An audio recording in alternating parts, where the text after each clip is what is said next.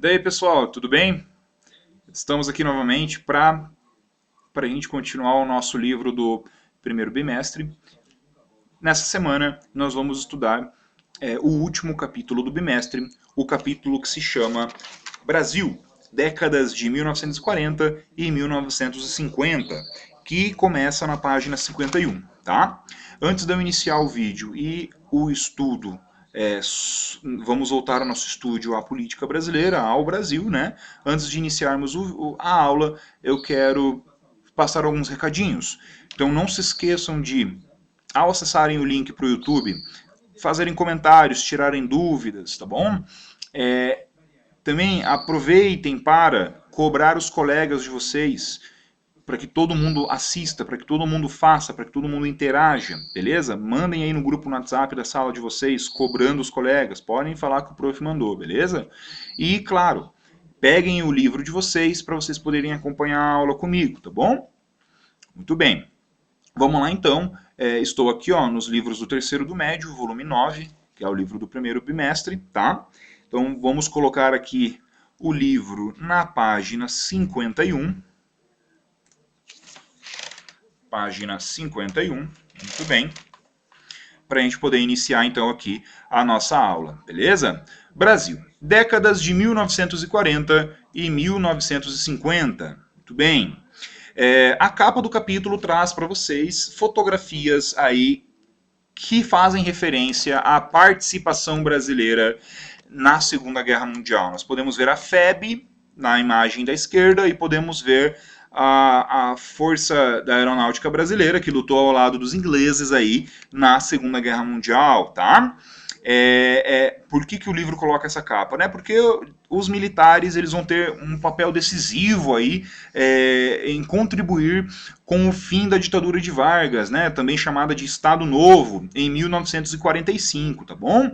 Então esse é o ponto de partida para a gente iniciar o nosso capítulo, beleza? Antes da gente então falar da renúncia do Vargas em 1945, vamos responder o exercício, tá? Sobre o panorama político e econômico internacional após a Segunda Guerra Mundial, análises afirmativas. 1. Iniciou-se a Guerra Fria, disputa ideológica pela hegemonia mundial travada entre Estados Unidos e União Soviética. Corretíssimo, né? 2. A União Soviética, com o Pacto de Varsóvia, visava consolidar e ampliar o bloco de países socialistas. Perfeito. A União Soviética formou o Pacto de Varsóvia com os países socialistas, enquanto que os Estados Unidos formou a OTAN com os países capitalistas, né? E o Plano Marshall dos Estados Unidos, o Plano Marshall, caracterizado pelo auxílio econômico estadunidense aos países destruídos na Segunda Guerra Mundial, foi um dos instrumentos utilizados para evitar que o bloco de países socialistas aumentasse. Todas as afirmativas estão corretas, né, pessoal? Então, com o fim da Segunda Guerra Mundial, os desdobramentos aí da geopolítica mundial são esses, né? Guerra Fria, disputa entre Estados Unidos e União Soviética, entre capitalismo e socialismo, né? Criação de blocos militares como a OTAN e o Pacto de Varsóvia, os Estados Unidos criando aí a doutrina Truman e o Plano Marshall para chamar mais países aí para o lado dos Estados Unidos, do capitalismo americano. E então agora podemos começar a falar novamente sobre o Brasil. Gente, que tipos de impactos que vão acontecer no Brasil após o fim da Segunda Guerra Mundial? Vamos analisar a partir de agora então, tá? Nessa primeira parte, nesse primeiro vídeo, nós vamos falar sobre o governo do Eurico Gaspar Dutra e sobre o retorno do Getúlio Vargas. Para no segundo vídeo, no próximo vídeo, eu falar sobre o governo do Juscelino Kubitschek, beleza? Vamos lá então, pessoal. Como o Brasil, lá na Segunda Guerra Mundial, o Brasil lutou ao lado dos aliados, né, Estados Unidos, França, Inglaterra, o Brasil lutou nesse lado da guerra, contra o nazismo e o fascismo, representados pela Alemanha de Hitler e pela Itália de Mussolini. Como o Brasil lutou contra as ditaduras lá na Europa, né, o Brasil lutou então ao lado da liberdade, o Brasil lutou ao lado da democracia, esse episódio causou uma contradição interna no Brasil. Pois ora, como que o Brasil então envia soldados para lutar lá na Europa ao lado da democracia, enquanto que internamente, dentro do Brasil, o Brasil era uma ditadura até de certo modo, né, guardadas as proporções de cada país, uma ditadura que se assemelhava ao nazismo e ao fascismo de Alemanha e Itália, né? Claro, com particularidades bem diferentes, tá bom? Mas o Brasil vivia uma ditadura com o governo de Vargas, né? Aquela ditadura chamada de Estado Novo.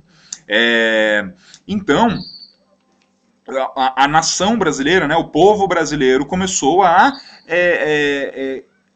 pedir aí, de certa forma, a saída de Getúlio Vargas do poder, né, e a eleição de uma eleição democrática para a escolha de um novo presidente. Lembrando que o Brasil até então nunca havia tido uma eleição democrática de fato, né? Antes nós tivemos o quê? Dom Pedro I, Dom Pedro II na época do Império, nós tivemos a política do café com leite, nós tivemos o governo da Era Vargas, que durou 15 anos, né?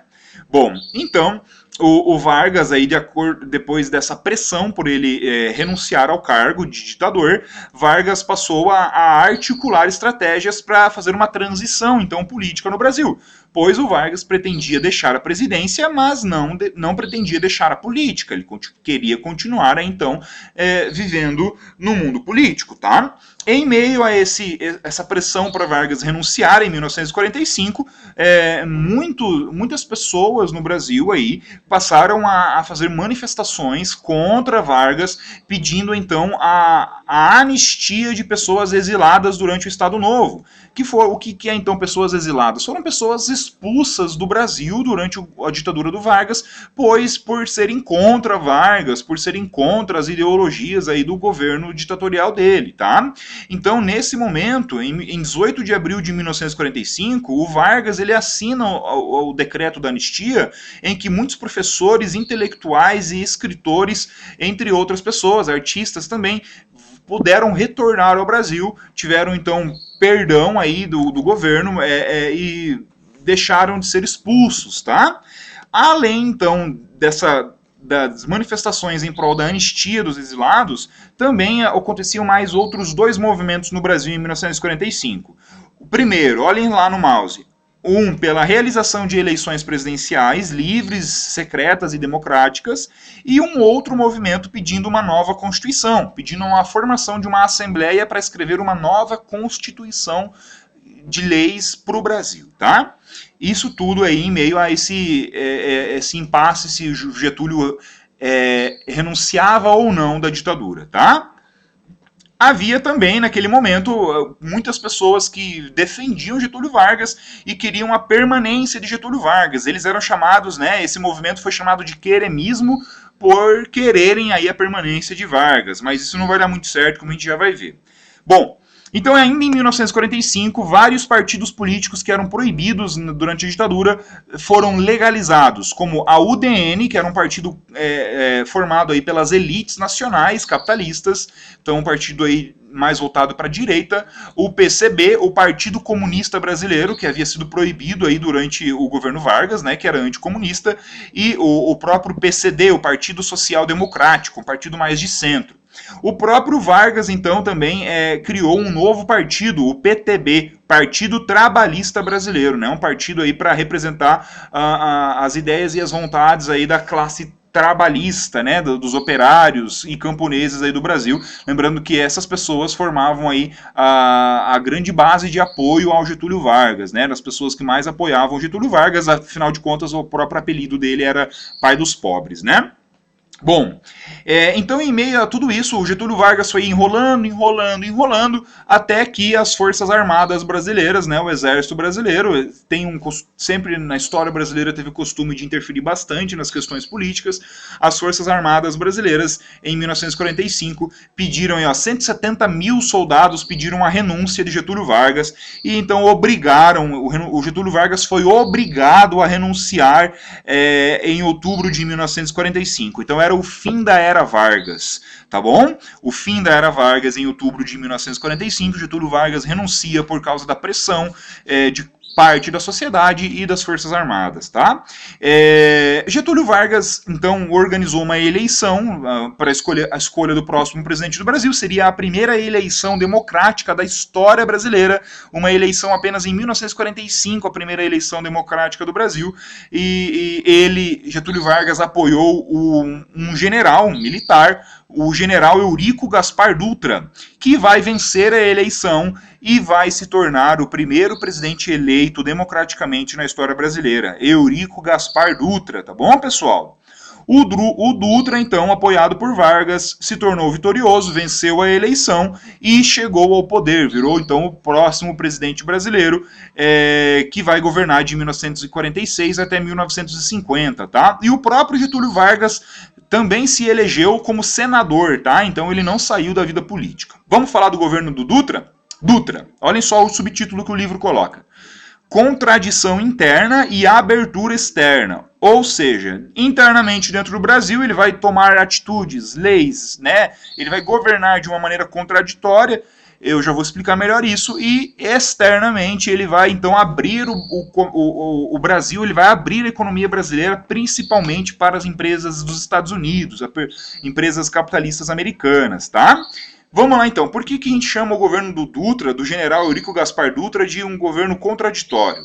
Então, olhem só, no plano político, o governo Dutra foi marcado pela contradição. Por quê? Primeiro, o presidente promulgou uma nova Constituição. Essa Constituição nova, promulgada em 1946, olhem o mouse, essa Constituição garantia alguns direitos à população, tá? Então, foi uma Constituição que se modernizou em relação à antiga Constituição, feita lá pelo Vargas, em 1937, aquela Constituição chamada de Polaca, porém, ao mesmo tempo, então, que dava alguns direitos à população, essa mesma Constituição, entretanto, olhem o mouse, tomou medidas que limitavam a liberdade de expressão do povo, né? Não podemos esquecer que o Eurico Gaspar Dutra era um general, né?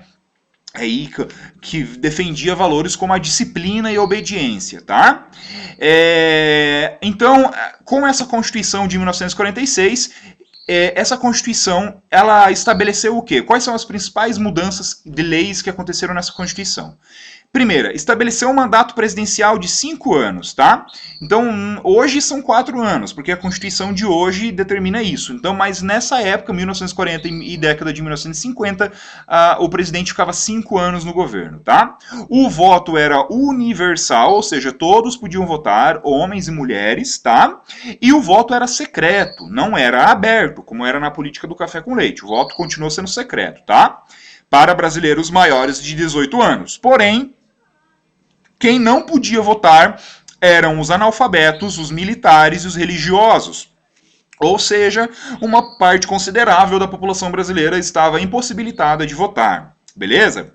Essa nova Constituição, em alguns pontos, é considerada uma Constituição liberal, uma Constituição que valorizava a liberdade, como, por exemplo, o ponto em que ela escreveu sobre a extinção da censura e o fim da pena de morte no Brasil, tá?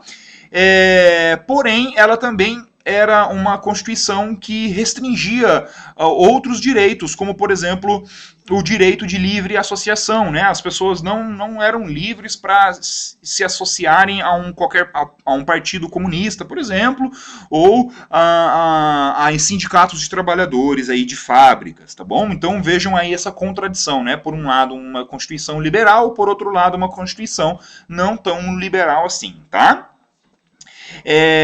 Em meio a isso, então, né, apesar de algumas garantias de direitos, olha o que o Dutra fez, ele decretou a ilegalidade de associações trabalhistas que não fossem vinculadas ao Estado.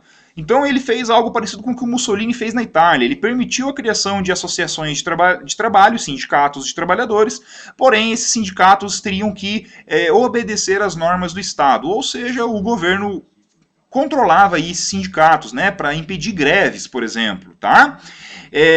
E, claro, ele também procurou, através de leis aí, proibir manifestações políticas da esquerda brasileira, né? Greves, manifestações, como, por exemplo, manifestações do Partido Comunista Brasileiro e representante da ideologia do socialismo no Brasil, tá? O governo do Eurico Gaspar Dutra, olhem aqui o Eurico Gaspar Dutra, tá? Também ficou caracterizado pelo conservadorismo, então conservadorismo nos costumes, valorização de costumes, tradições, família, religião, né? E ele também, durante o governo dele, né, ele buscou se aproximar dos Estados Unidos, firmando aí alianças com os Estados Unidos, abrindo inclusive a economia brasileira para a entrada de empresas americanas, empresas capitalistas dos Estados Unidos. Para vocês terem uma ideia, né, de como que ele se aproximou dos Estados Unidos e do bloco capitalista na Guerra Fria, ele rompeu relações diplomáticas com a União Soviética em 1948, tipo, ele rompeu relações diplomáticas com a União Soviética e passou a ser então aí aliado apenas dos Estados Unidos. Lembrando que nesse momento o mundo já vivia a Guerra Fria entre Estados Unidos e União Soviética, e o Brasil então se aproximou dos Estados Unidos, tá? Mas não vão ser todos os presidentes que vão se aproximar dos Estados Unidos, assim como o Dutra, tá? A gente já vai falar mais sobre isso. Beleza? E como que foi então aí o governo na questão econômica do Dutra, tá? No âmbito econômico, olhem aqui, virem a página, na página 54 estamos, no âmbito econômico, para tentar então desenvolver a economia do país e controlar a inflação, né, que é a subida de preço dos produtos, o Dutra criou um plano econômico chamado de Plano SALT. Olhem ali, ó, as palavrinhas, ó, Plano SALT, que era um plano econômico que destinava verbas do governo principalmente para áreas de saúde, alimentação, transporte e energia. Percebam que não temos educação ali no meio, né? Mas o plano SALT, então, o nome SALT se refere às iniciais de cada área que o governo passou a investir com maior peso no governo do Dutra.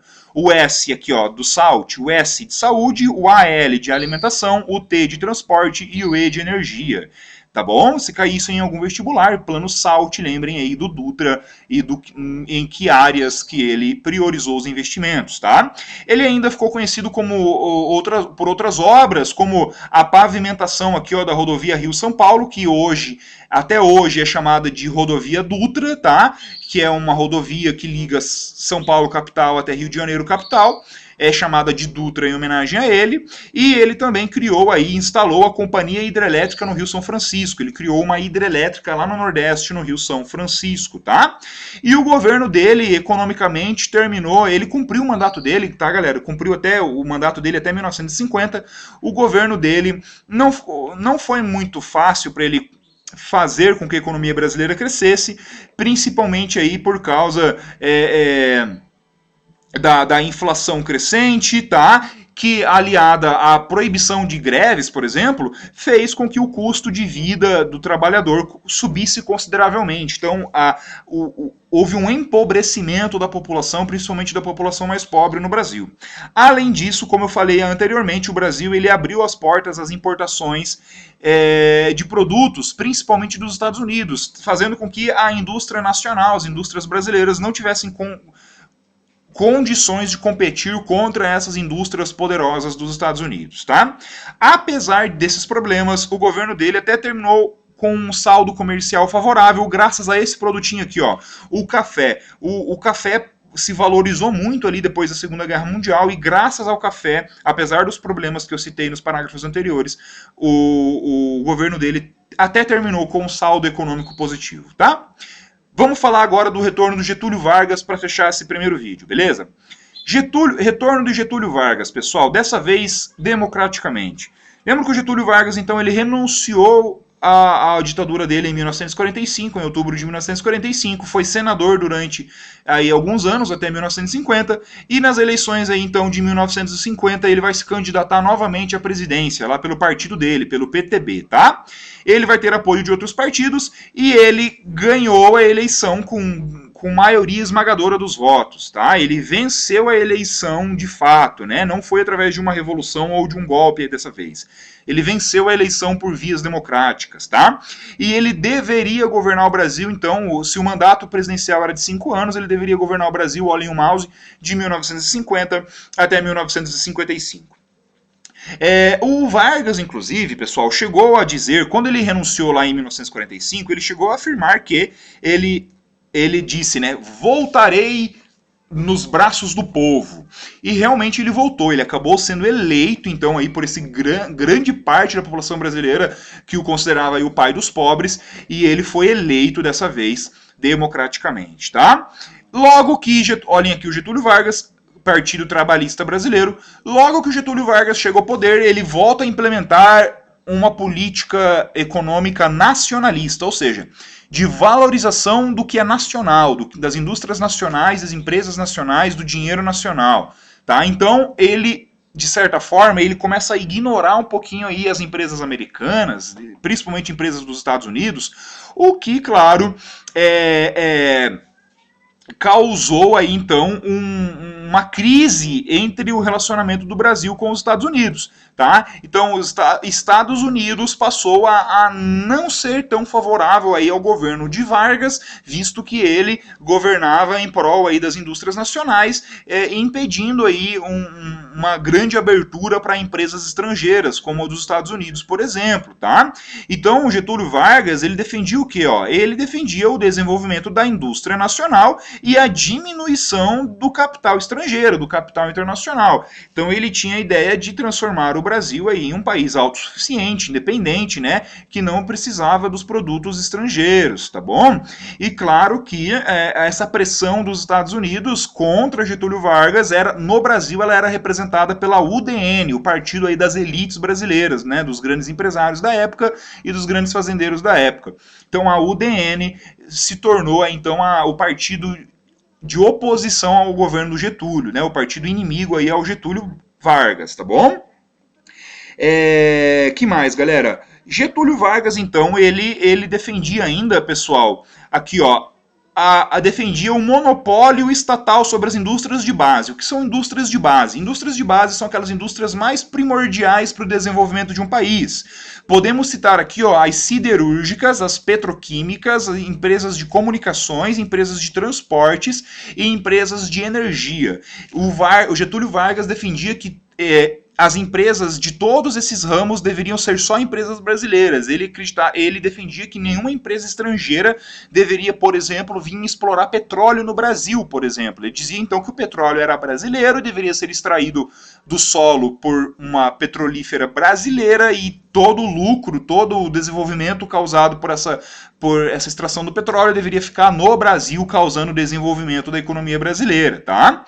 Foi então em meio a isso, no segundo ano do governo dele, em 1952, olhem só, 1952, que no Brasil todo surgiu uma campanha chamada de O Petróleo é Nosso. O petróleo é nosso, né? O Vargas se aproveitou dessa campanha do Petróleo é Nosso para defender que, então, todo o petróleo brasileiro deveria ser explorado por uma empresa brasileira comandada pelo governo, e é nesse momento, um ano depois, olhem aqui o mouse, em 1953, já então aí no terceiro ano do governo do Vargas, que nasce a Petrobras. A Petrobras, então, foi criada no governo do Getúlio Vargas em 1953 e era uma empresa do governo. A gente chama uma empresa, então, assim, de indústria estatal, não uma indústria privada.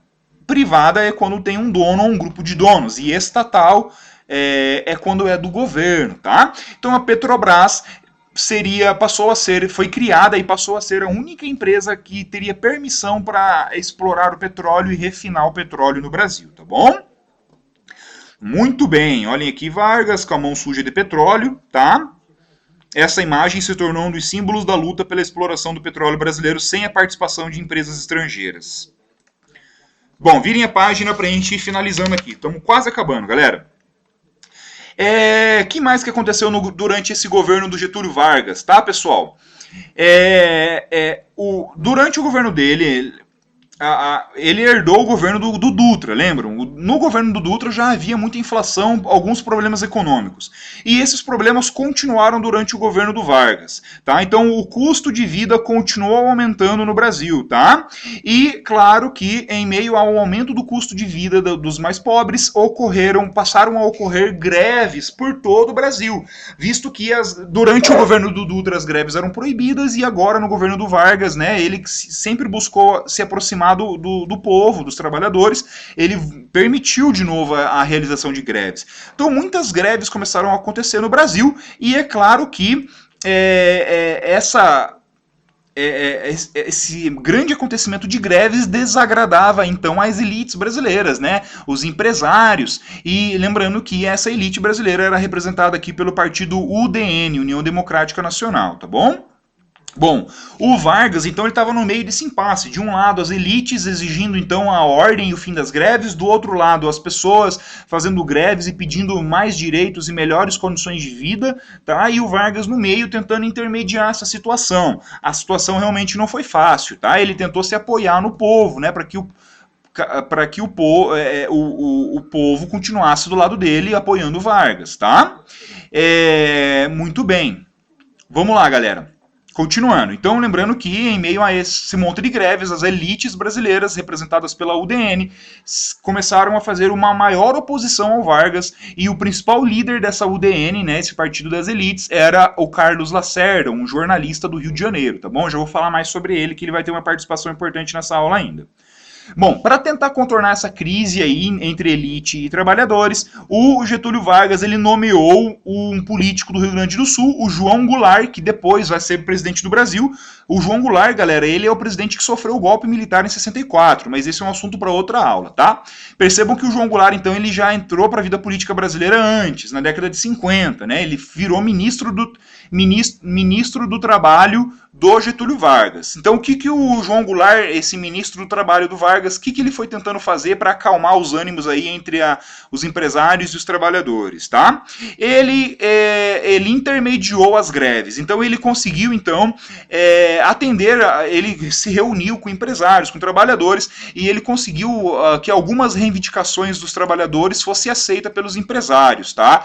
Porém, aí a elite nacional via essa postura do João Goulart como uma postura socialista. Não podemos esquecer que o mundo vivia a Guerra Fria, né, um momento de capitalismo versus socialismo. Então a elite brasileira, né, os grandes capitalistas brasileiros, acusavam o João Goulart aí, então, de ser um socialista. Tá? E isso pegava mal aí para a imagem dele e fazia com que muitas críticas fossem feitas a ele. Tá?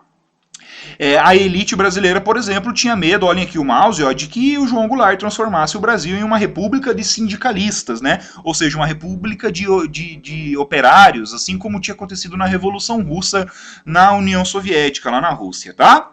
Bom, e então, em meio a essa confusão toda, né, de empresários, trabalhadores, né, Getúlio Vargas no meio, tá? Lembram do Carlos Lacerda, o cara que era o líder da UDN, né, do partido de oposição ao Getúlio, né, o partido da elite? O Carlos Lacerda tinha um jornal no Rio de Janeiro chamado Tribuna da Imprensa. Nesse jornal, o Carlos Lacerda, ele criticava muito o governo do Getúlio Vargas, tá?